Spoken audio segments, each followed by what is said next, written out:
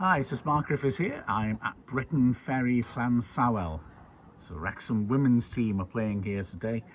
And I said previously that some of the big fancy stadia look a bit alike and are boring. Well, this is quite the opposite.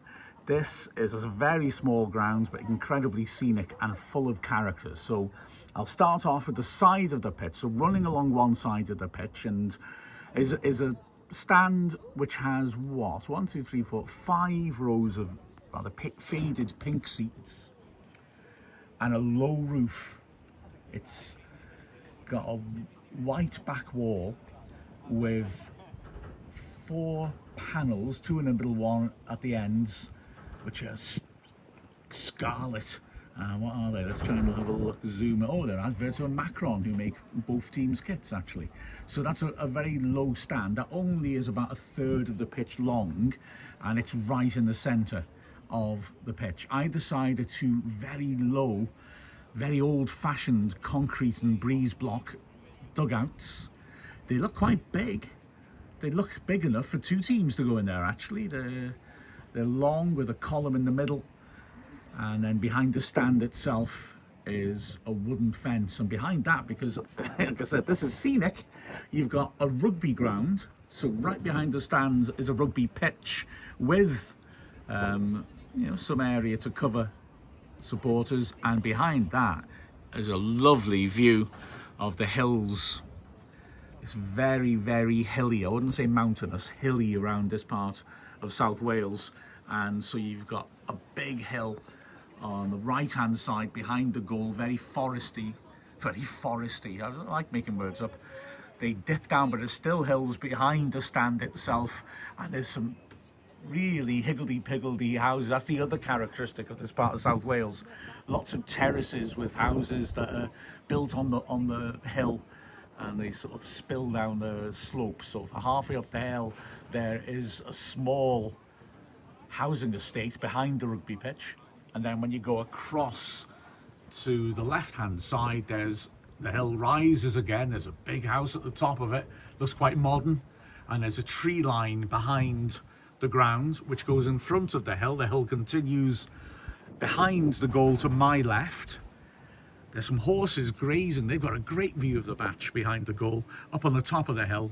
Then there's some scrublands and trees, and then there's nothing behind the goal except for a continuation of that wooden fence that I said goes around the stadium. Behind the other goal, there is... Now this just shows how smallish clubs like this will basically add little bits as the money comes into their pocket, because it's a real mixture of buildings behind the goal. So right hand side in the far corner there's, well, actually, just to say first, and it was just last time, there's a Spanish flag, because they've got some supporters in Spain, wonderfully, and that flag's always there.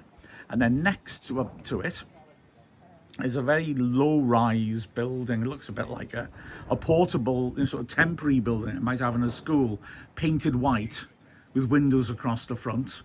Not quite sure what that is. And there's another one next to it as well. Let's see if I can just zoom in and see if it says in the front what it is. It's, ooh, sorry, I'm just getting everyone's way. It's quite cozy. I'll describe the gantry as well. It's got a thing at the front for a nightclub. I can't imagine that. Is that a nightclub?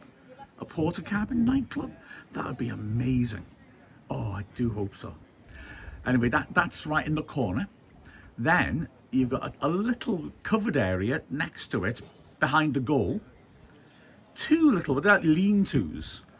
Very small, only about 15 feet across, both of them. And then there is like the clubhouse, which is a 1-story building. It's painted slightly sickly shade of magnolia. It's got a roof. It's again a very low building, just 1 story, and that comes basically from the right post of the goal to the corner. That is where the changing rooms are. It's also where the bar is. And just to continue the sort of homely look, on the right hand side there is, just at the very end of the building, a 2nd story, which is really peculiar. It's got a balcony and French windows, and apart from the fact that there's a loudspeaker on there. I'm not quite sure what they use it for. The tunnel is just a standalone retractable thing right in the corner of the pitch.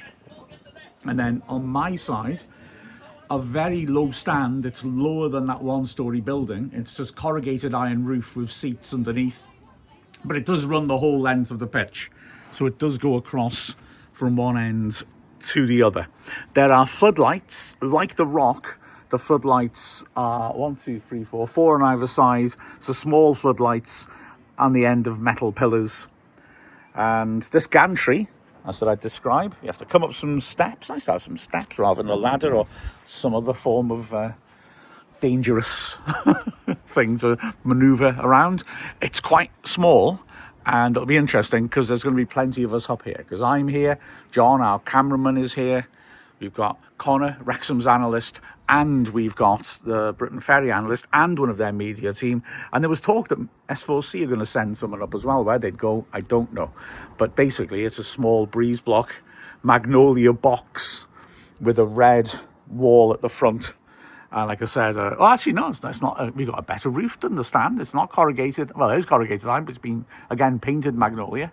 Oh, there's a loudspeaker there. Oh, I hope that's not used during the games because that's going to be blasting into the commentary. So there you are. Oh, the hills. Oh, I said about the hill behind both sides, didn't I? So I hope that's described it well enough. That's Old Road, Briton Ferry, Llansawel's ground. Hope you enjoyed the game.